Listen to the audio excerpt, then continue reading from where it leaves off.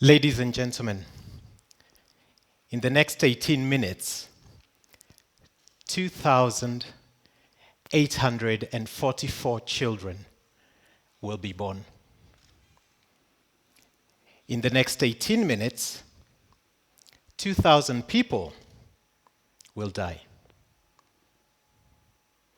In the same amount of time, of those 2,000 people who die, 445 of them will die because of communicable diseases.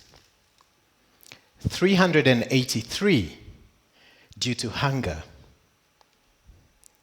58 because of HIV and AIDS. 30 of them will be because of contaminated water. And 11 women shall die at childbirth. In the next 18 minutes, half this room will die every single minute of contaminated water, communicable diseases, hunger. All these reasons are reasons that we can solve for. And these people shouldn't have to die. So look at the person next to you and think, which of you is going to die in the next minute?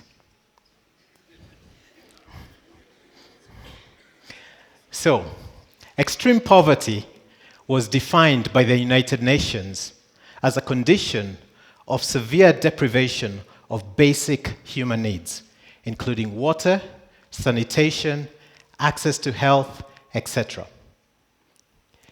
All of these things are not just about access to income, but also access to basic services.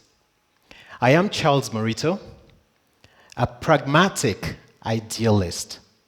And in the next 18 minutes, I want to share with you why we all have a moral obligation to help all those who are less fortunate than we have. If for nothing else, so that we who have more can be able to live in a more secure, more happy, more peaceful place. I am also hoping that in the next 18 minutes, none of you actually die before I finish talking. So, over the last few years, I've spent every single November going to Cape Town for work. Every November, the first week of November, all people from the telecommunications industry converge on Cape Town for AfricaCom, one of the largest technology and telecommunications conferences around the world. In addition to this particular conference, we also have people who have a lot of side meetings from different companies talking about different emerging trends and topics from subject matter experts. So a few years ago, for the first time, I was invited to Cape Town. And I vividly remember my first trip. My flight from Joburg was relatively uneventful. And as we descended into Cape Town, I could not help notice the vineyards below, the beautiful landscapes, and also Table Mountain. It was everything you think and you've been told it is. Absolutely mesmerizing. So I walk out of the baggage claim, turn right, pick up my luggage, and go into the arrivals hall. While I'm there, there's a car waiting for me, and we get on the highway and drive out. Shock on me. Not far from the airport, to the right and to the left, was a glaring sign of poverty juxtaposed against this incredible beauty.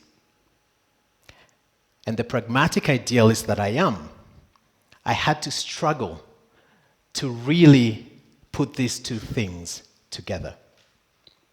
Unfortunately, this is not an isolated case. This right here is an image of Masifumelele on your left.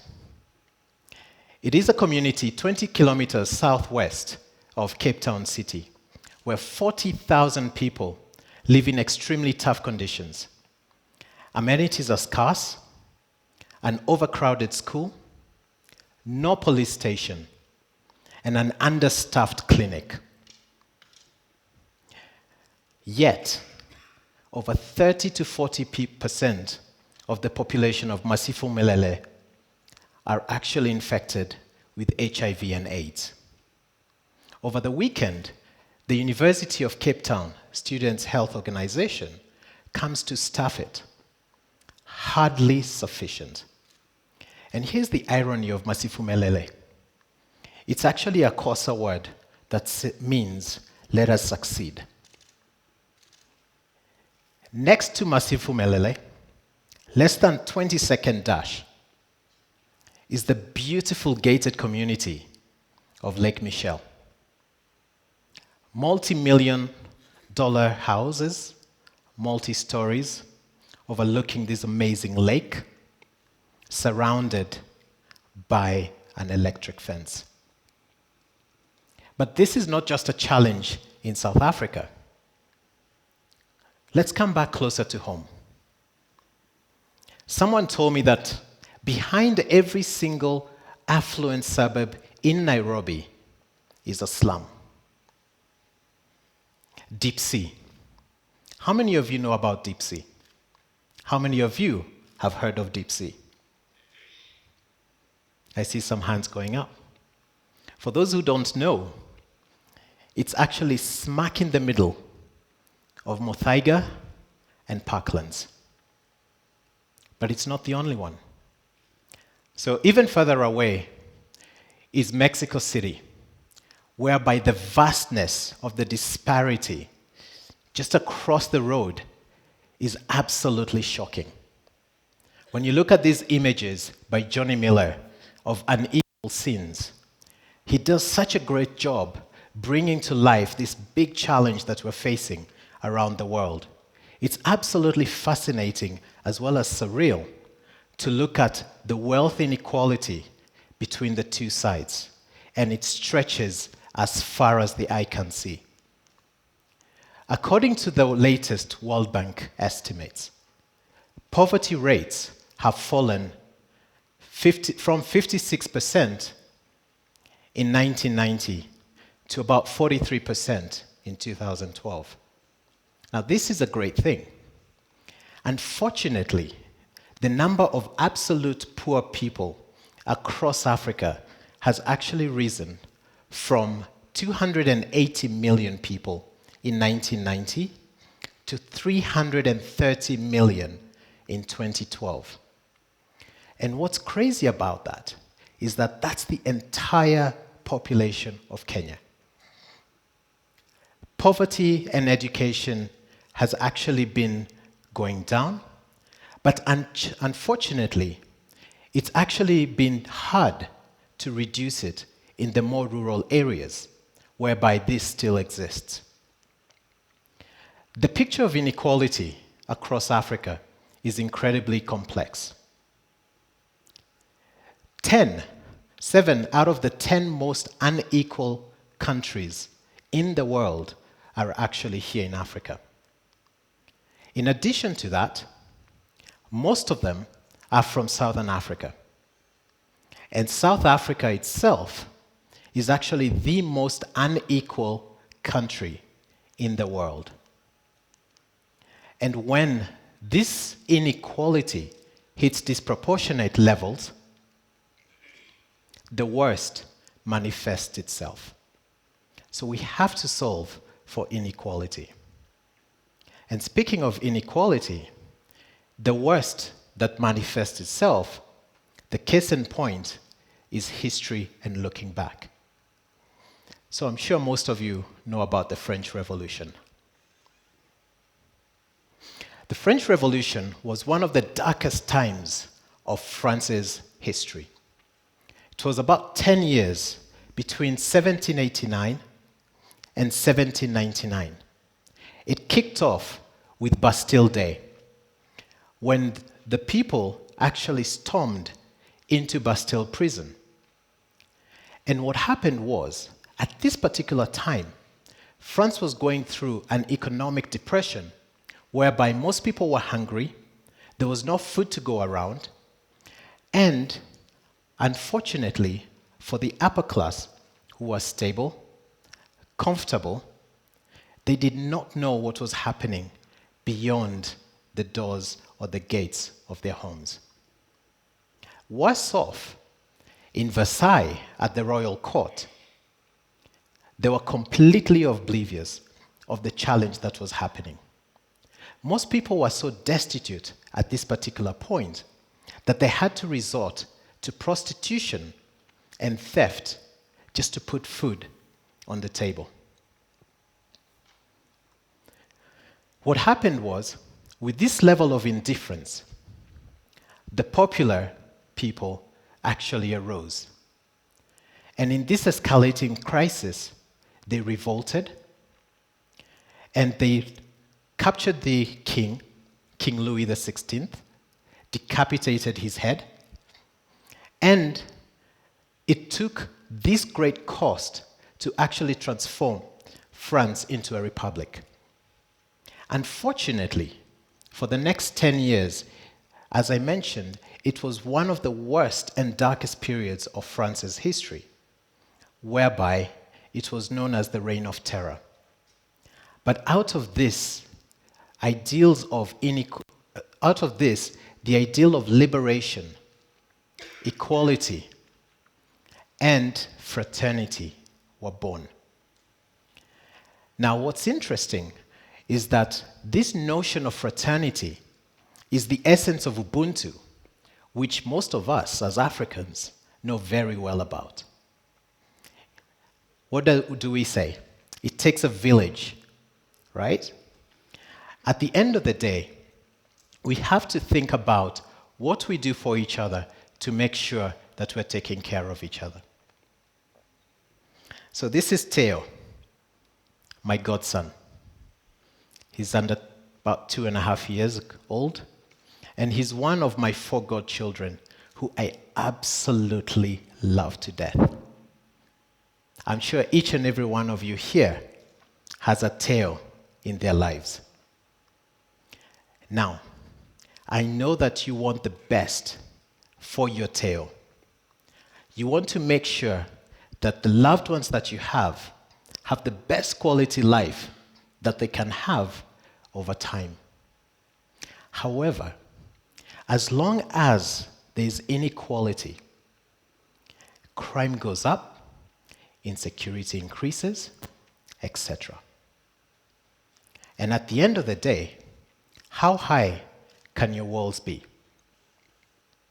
How much security are you going to hire to protect your family, your loved ones, and those that you really care about? For those of us who have, we're continuing to find ourselves in our own prisons. And the reality is, there's the proverb that says that if you want to go fast, you fly alone. But if you want to go far, you fly together. There's also a Kikuyu saying that goes this way: Gotire wedikaga. What that means is that nobody buries themselves. We therefore must give each other a hand.